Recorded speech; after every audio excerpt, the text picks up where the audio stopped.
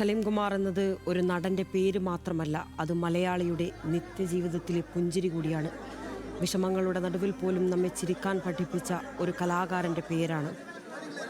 അദ്ദേഹത്തിൻ്റെ കഥാപാത്രങ്ങൾ വെള്ളിത്തിരയിൽ നിന്ന് ഇറങ്ങി നമ്മുടെ വീടുകളിലേക്കും സംസാര ഭാഷയിലേക്കുമടക്കം കടന്നു വന്നതാണ്. ചിരിച്ചുകൊണ്ട് നമ്മളെ കരയിപ്പിച്ച, ചിന്തിപ്പിച്ച മനുഷ്യൻ ഇന്ന് നിശബ്ദതയിലൂടെ നമ്മെ കരയിപ്പിക്കുകയാണ്. ഇപ്പോൾ അമലാണ് ചേരുന്നത്.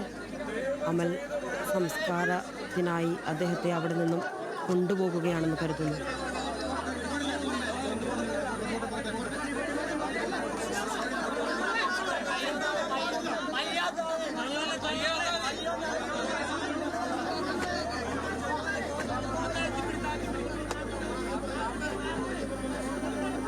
അമൽ, കേൾക്കാമോ?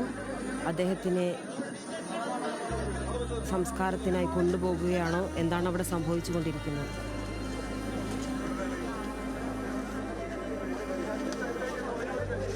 സ്ഥലത്തു നിന്നും ചിതയിലേക്ക് അദ്ദേഹത്തിൻ്റെ മൃതദേഹം മാറ്റുന്ന ദൃശ്യങ്ങളാണ് നമ്മൾ കണ്ടുകൊണ്ടിരിക്കുന്നത്.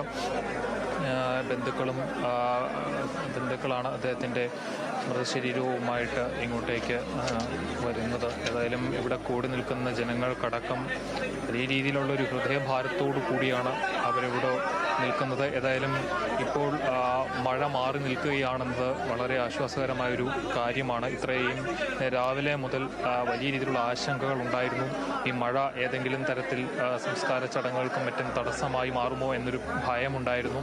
പക്ഷേ പ്രകൃതി പോലും ആ തുല്യനായ കലാകാരൻ്റെ വിടവാങ്ങലിൽ ഒരു സഹകരണത്തോടു കൂടി തന്നെ അദ്ദേഹത്തിന് വിട പറയുന്ന ദൃശ്യങ്ങളാണ് നമ്മളിപ്പോൾ കണ്ടുകൊണ്ടിരിക്കുന്നത്. ഔദ്യോഗികമായിട്ടുള്ള ബഹുമതികളോട് കൂടിയാണ് സലീം കുമാറിന് നാട്, ഗവൺമെൻറ് വിട പറയുന്നത്. ഏതായാലും സലീം കുമാറിന് ദേശീയ പുരസ്കാരങ്ങൾക്ക് പുറമെ ഓസ്കാർ അവാർഡിൻ്റെ പടിവാതിൽക്കൽ വരെ എത്തിയ ഒരു കലാകാരനാണ്. അങ്ങനെ ഒരു കലാകാരന് അദ്ദേഹം അർഹിക്കുന്നതിൽ അധികമായിട്ടുള്ള ഒരു ആദരം നൽകി വേണം വിട പറയാൻ എന്ന കാര്യത്തിൽ സംശയമില്ല. ഏതായാലും ഇപ്പോൾ ആ മൃതശരീരവുമായിട്ട് ചിതയിലേക്ക് പോകുന്ന ആ ഒരു സ്ഥലത്തെല്ലാം വലിയ രീതിയിലുള്ള ആൾക്കൂട്ടമാണ്. ആൾക്കൂട്ടത്തെ മാറ്റുവാൻ തന്നെ വലിയ രീതിയിലുള്ള ഒരു പ്രയാസമാണ് ഇപ്പോൾ നേരിട്ടുകൊണ്ടിരിക്കുന്നത്. ആളുകളിൽ നിന്ന് അകന്നു നിൽക്കാത്ത ആ കലാകാരനെ വിട്ടുമാറാൻ അദ്ദേഹത്തിൻ്റെ പ്രിയപ്പെട്ടവരും തയ്യാറല്ല എന്ന് വേണം ഈ ഒരു സമയത്ത് പറയാൻ. ഏതായാലും അല്പസമയത്തിനുള്ളിൽ, അത് കൃത്യസമയത്തിനുള്ളിൽ തന്നെ ഈ ഒരു സംസ്കാര ചടങ്ങുകൾ തുടങ്ങാൻ സാധിക്കും എന്ന് തന്നെയാണ് ഇപ്പോൾ നമുക്ക് പറയാൻ സാധിക്കുന്നത്. 3:30 മുൻപ് നിശ്ചയിച്ചിരുന്നത്. ആ സമയം ക്രമം പാലിച്ചുകൊണ്ട് തന്നെയാണ് ഇപ്പോഴും ഈ ഒരു അദ്ദേഹത്തിൻ്റെ അന്ത്യകർമ്മങ്ങൾ നടക്കുന്നത്. അന്ത്യകർമ്മങ്ങൾ എന്ന് പറയുമ്പോൾ അത് മതപരമായിട്ടുള്ള കർമ്മങ്ങളല്ല. അദ്ദേഹത്തിൻ്റെ ആഗ്രഹപ്രകാരം അത്തരം കർമ്മങ്ങളെല്ലാം ഒഴിവാക്കുകയും കുടുംബം ചിതയിലേക്ക് ശരീരം വയ്ക്കുകയുമാണ് ഇപ്പോൾ തീരുമാനിച്ചിരിക്കുന്നത്. അത്രമാത്രമേ ഉണ്ടാവുകയുള്ളൂ. അതിനു മുൻപായി തന്നെ ഔദ്യോഗികമായിട്ടുള്ള സർക്കാർ ബഹുമതി അതുല്യ കലാകാരന് നൽകും. നാടിൻ്റെ വിയോഗം രേഖപ്പെടുത്തും. ഇപ്പോൾ KC വേണുഗോപാൽ MP അടക്കമുള്ളവർ ഇവിടെ എത്തിയിട്ടുണ്ട്. കോൺഗ്രസ് രാഷ്ട്രീയത്തോട് ചേർന്ന് നിന്നിരുന്ന ആ മനുഷ്യൻ്റെ, കലാകാരൻ്റെ വിയോഗം കോൺഗ്രസ് പ്രവർത്തകർക്കടക്കം വലിയ രീതിയിലുള്ള വേദന ഉണ്ടാക്കിയിട്ടുണ്ട് എന്ന കാര്യത്തിൽ സംശയമില്ല. AICC ജനറൽ സെക്രട്ടറി ആയിട്ടുള്ള KC വേണുഗോപാൽ തന്നെയാണ് ഇവിടെ നേരിട്ടെത്തി സലീം കുമാറിന് അന്ത്യാഞ്ജലി അർപ്പിക്കുന്നത്. ഏതായാലും കോൺഗ്രസ് പ്രവർത്തകരും സിനിമാ പ്രവർത്തകരും അടക്കം നിരവധി പേർ ഇവിടെ എത്തിയിട്ടുണ്ട്. തങ്ങളുടെ ജീവിതത്തിൽ ഓരോ പ്രതിസന്ധി വരുമ്പോഴും സലീമിനോട് സംസാരിക്കുമ്പോൾ കിട്ടുന്ന ഒരു ഊർജവും ആശ്വാസവും അവരെല്ലാം മുൻപ്, അതായത് അദ്ദേഹത്തിൻ്റെ പൂർണ്ണ ആരോഗ്യവാനായിരുന്ന സമയത്ത് പോലും മാധ്യമങ്ങൾക്ക് മുൻപിൽ വന്ന പല അഭിമുഖങ്ങളിലും പറഞ്ഞത് നമുക്കിപ്പോൾ ഓർക്കാവുന്നതാണ്. ഏതായാലും ഇപ്പോൾ വലിയൊരു ജനാവലി തന്നെയാണ് ഈ വീടിന് ചുറ്റിനും ലാഫിംഗ് വില്ലയ്ക്ക് ചുറ്റിനും ഉള്ളത്. ഇവിടെ മാധ്യമങ്ങളടക്കം കാര്യങ്ങൾ കൃത്യമായി തന്നെ ജനങ്ങളിലേക്ക് എത്തിക്കുവാൻ വേണ്ടി സജ്ജമായിട്ട് നിൽക്കുന്നുണ്ട്.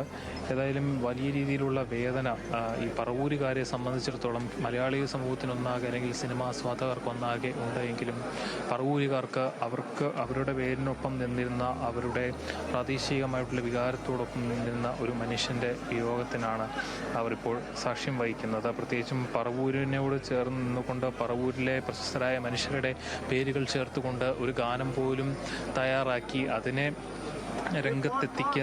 എത്തിക്കാൻ പ്രയത്നിച്ച സലീം കുമാർ എത്രമാത്രം ആ നാടിനെ ചേർത്ത് പിടിച്ചിരുന്നു എന്ന കാര്യം നമുക്ക് അറിയാവുന്നതാണ്.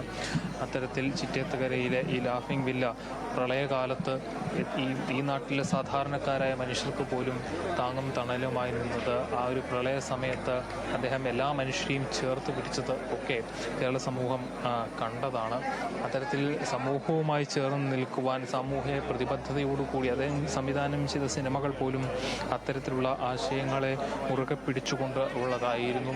ഇത്തരത്തിൽ സംസ്ഥാന ദേശീയ പുരസ്കാരങ്ങൾ നേടിയ സലീം കുമാർ വിട വാങ്ങുമ്പോൾ അദ്ദേഹത്തിന് ഇപ്പോൾ നമുക്ക് കാണാവുന്നതാണ്, വലിയ രീതിയിലുള്ള പുരസ്കാരമാണ് ഈ ഒരു മനുഷ്യൻ്റെ വിടവാങ്ങലിന് വേണ്ടിയിട്ട് ചിറ്റേത്തുകരയിലെ ഈ വീട്ടുമുറ്റത്ത് തടിച്ച് കൂടിയിരിക്കുന്നത്. പൂക്കളാൽ അലങ്കൃതമായിരിക്കുന്ന ആ ഒരു ചിതയിലേക്ക് ഇപ്പോഴേതായാലും സലീം കുമാറിൻ്റെ മൃതദേഹം അല്പസമയത്തിനുള്ളിൽ വയ്ക്കാൻ പോവുകയാണ്. മുഖ്യമന്ത്രി അടക്കം ഇവിടെ എത്തിച്ചേർന്നിട്ടുണ്ട്. മുഖ്യമന്ത്രി അടക്കം ഈ സലീം കുമാറിന് അന്ത്യാഞ്ജലി അർപ്പിക്കുവാൻ വേണ്ടിയിട്ട് വീണ്ടും എത്തിയിരിക്കുകയാണ്. ടൗൺ ഹാളിൽ അദ്ദേഹം വന്നിരുന്നു. പക്ഷേ നമുക്കറിയാവുന്നതാണ്, VD സതീശൻ്റെ തിരഞ്ഞെടുപ്പ് ഓഫീസ് എല്ലാ വട്ടവും ഉദ്ഘാടനം ചെയ്തിരുന്നത് സലീം കുമാർ ആയിരുന്നു. അദ്ദേഹത്തിൻ്റെ തന്നെ വാക്കുകളിൽ പറഞ്ഞാൽ, ആദ്യമൊക്കെ സലീം കുമാറിനെ താൻ വിളിക്കുകയും പിന്നീട് VD സതീശൻ തെരഞ്ഞെടുപ്പ് ഓഫീസ് ഉദ്ഘാടനം ചെയ്യുക എന്നത് തൻ്റെ ഒരു അവകാശമായി തന്നെ സലീം കുമാർ കണ്ടിരുന്നു എന്ന് ഇന്ന് മുഖ്യമന്ത്രി തന്നെ മാധ്യമങ്ങൾക്ക് മുൻപിൽ പറയുന്നൊരു സ്ഥിതി ഉണ്ടായിരുന്നു. VD സതീശൻ എന്ന ജനനേതാവ് പറവൂരിൻ്റെ മണ്ണിലെത്തി മത്സര രംഗത്തേക്ക് ശക്തമായ സാന്നിധ്യമാകുമ്പോഴും അദ്ദേഹത്തിൽ രാഷ്ട്രീയപരമായിട്ടുള്ള ഉയർച്ച താഴ്ചകൾ ഉണ്ടാകുമ്പോഴും VD സതീശനോടൊപ്പം നിന്നിരുന്ന, അല്ലെങ്കിൽ അദ്ദേഹത്തിൻ്റെ കോൺഗ്രസ് രാഷ്ട്രീയത്തോടൊപ്പം നിന്നിരുന്ന ഒരാളായിരുന്നു സലീം കുമാർ.